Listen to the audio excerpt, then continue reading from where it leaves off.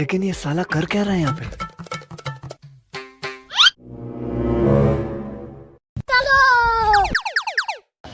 কিরে এই শালা এরকম বাগানের মধ্যে চোরের মতন ঢুকছে কেন, দেখি তো বিষয়টা।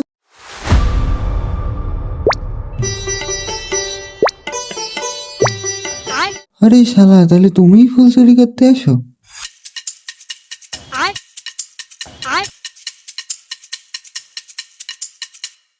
আজকে তো তোর খবর আছে, যাবি কই?